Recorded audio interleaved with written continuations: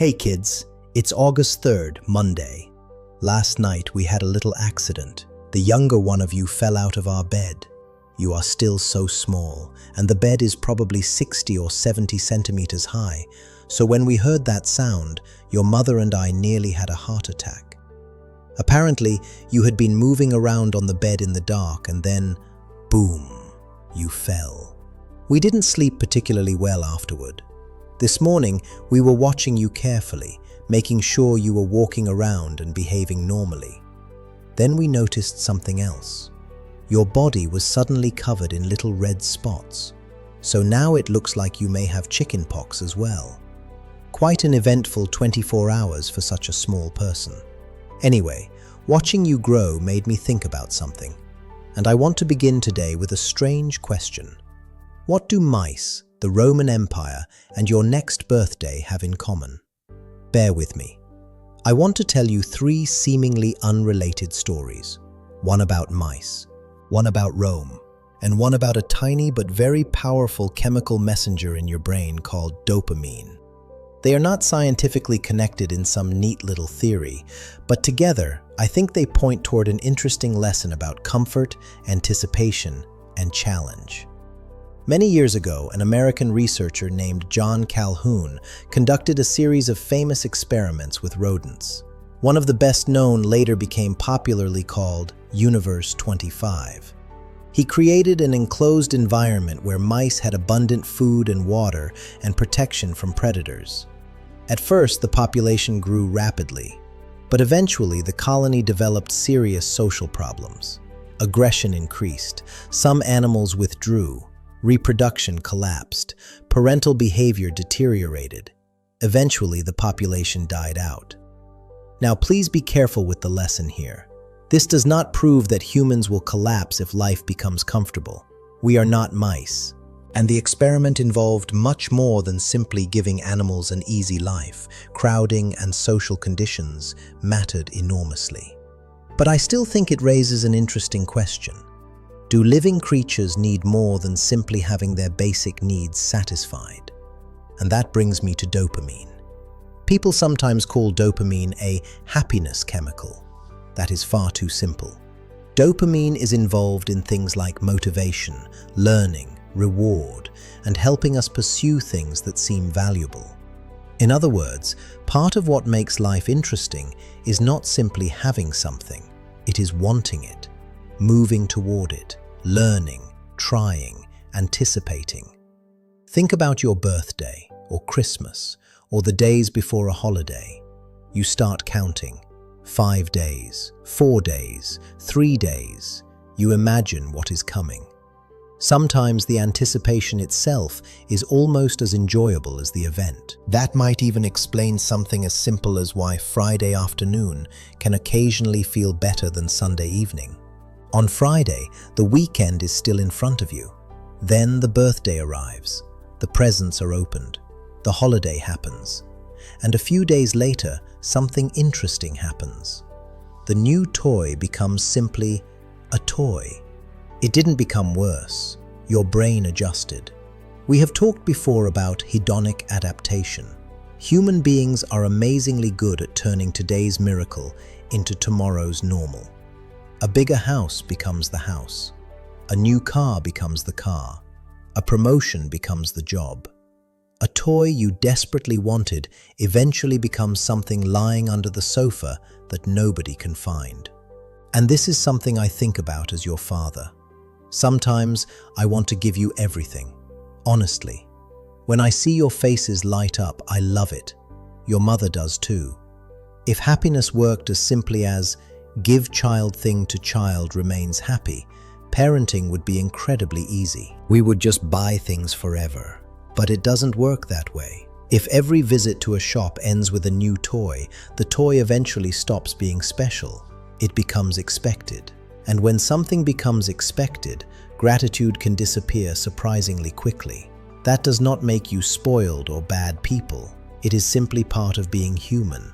So sometimes I may say, not today, or let's wait until your birthday, or save for it, or let's see whether you still want it next week. And you may think, Daddy is being annoying again, which may also be true, but there is another reason. I don't only want to give you things. I want you to preserve your capacity to enjoy things. Those are not exactly the same gift. Then there is our third story, ancient Rome. Rome became enormously powerful and wealthy over centuries. And interestingly, some Roman writers themselves worried that success was changing Roman character. They looked back at earlier generations and imagined them as tougher, more disciplined, more willing to sacrifice. And they worried that wealth, luxury, and comfort were replacing some of those virtues. Now, Rome did not collapse because everyone suddenly became too comfortable. History almost never works that neatly. There were political problems, wars, economics, leadership struggles, invasions, geography, institutions, and many other forces. But I think those Roman writers were pointing toward a pattern worth remembering. Success can create comfort. Comfort can create complacency. And complacency can slowly weaken some of the qualities that created the success. You can see smaller versions of this everywhere. Someone works incredibly hard to become financially secure. Then security slowly becomes comfort. Comfort becomes routine. And eventually, the person stops learning, stops taking risks, stops developing. Or an athlete trains for years to reach the top. Then success arrives, and suddenly the habits that created the success become harder to maintain. Or perhaps a family works hard so the next generation will not have to struggle as much. That is beautiful. That is progress. But if we remove every difficulty from our children's lives, we may accidentally remove opportunities for them to develop strength. That's the tension. And I want to be very clear here. Comfort is not bad. I hope your lives are comfortable. I hope your lives are safer and easier in many ways than mine. And I hope mine is easier than your grandparents' lives were. That is part of progress. I do not believe suffering is automatically noble. You do not need to make life unnecessarily difficult just to build character. If there is an elevator, you don't have to take the stairs every time because Marcus Aurelius might approve, although taking the stairs is probably good for you. The goal is not to worship hardship. It is simply to make sure comfort never becomes your master. Even when life becomes comfortable, keep choosing some difficulty voluntarily. Exercise. Learn something that makes you feel stupid for a while. Read books that challenge what you believe. Build something. Practice a skill. Help someone when it would be easier not to. Save for something instead of always buying it immediately. Sometimes, simply wait. I think waiting is underrated because waiting creates space for anticipation. And anticipation can make appreciation possible. If everything you want appears instantly, you lose something. The wanting, the wondering, the preparing, the excitement, the feeling of finally reaching something you have been moving toward. Again, this connects nicely with Stoicism. The Stoics certainly didn't know about dopamine, but they understood something important about desire. A good life cannot depend on continuously acquiring whatever the mind asks for next, because the mind is extremely good at producing a next thing. You get one, then another appears, then another. There is no finish line, so the answer cannot simply be, get everything you want. Part of the answer must be learning how to appreciate what is already here, while continuing to pursue things that are genuinely worth pursuing.